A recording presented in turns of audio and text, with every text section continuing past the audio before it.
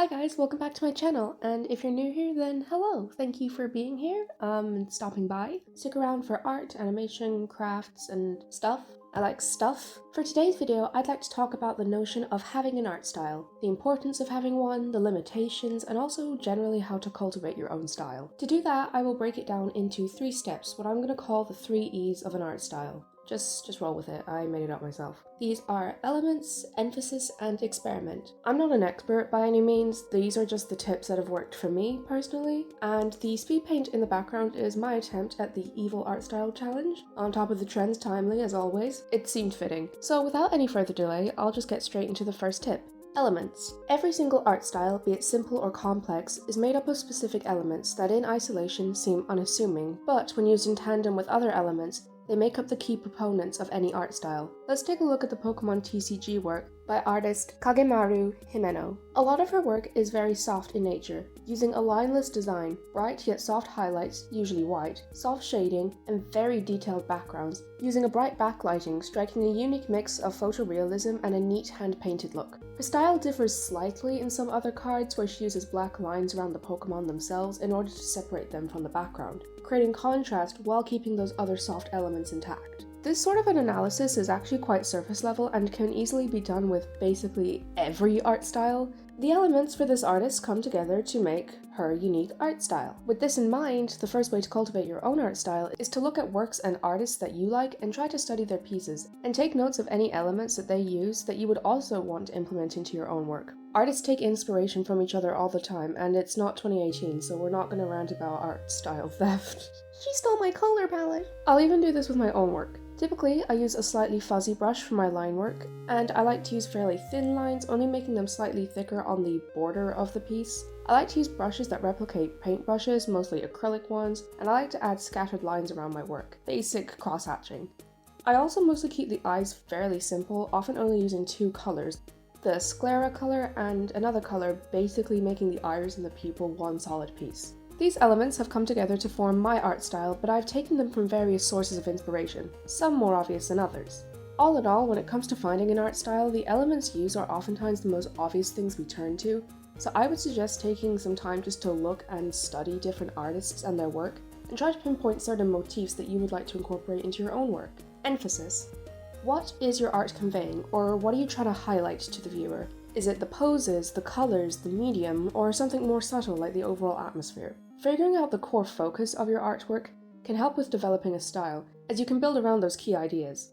Naturally, this will differ from one piece to another, but typically artists have a few things within all their work that are the core focus or emphasis. In my work, for example, God, I'm egotistical. In my work, for example, I like to emphasize the colors, specifically the way in which I apply colors.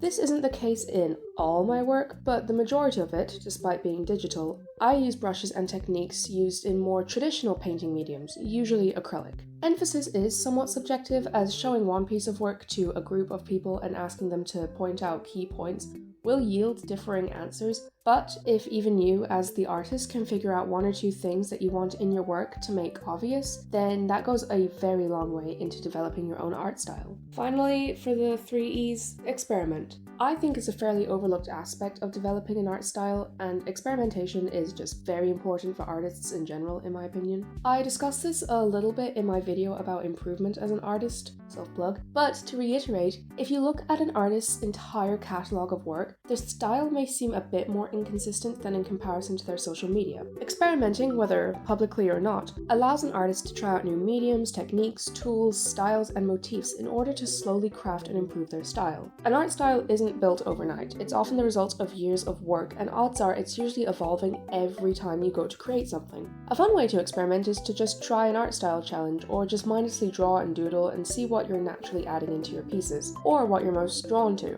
Did you get it? 'Cause art.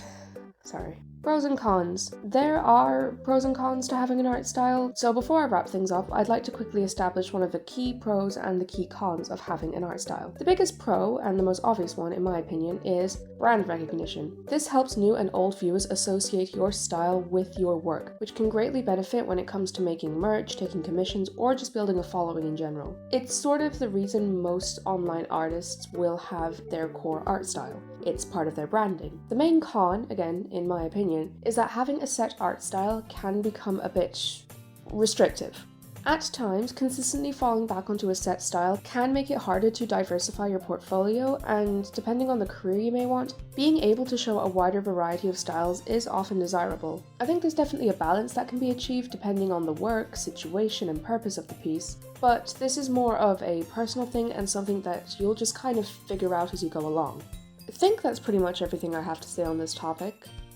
While I am very happy with my art style, I'm always trying to improve on it, and finding a balance between experimenting and recognizability is still something I'm working on to this day. Point being, an art style is very much just a labor of love, and odds are you already have an art style even if you yourself don't see it. If in doubt, don't be afraid to ask people and just ask, hey, are there any things in my artwork that you notice? I don't think I have anything else to add. This was a bit of a shorter video. Sorry. Socials are in the description. A bit more active on Instagram than I would be on Twitter. Twitter, I usually just repost stuff. I very rarely have anything to say. So with all that said, thank you very much for watching. Have a good day or night, because time zones, and bye-bye!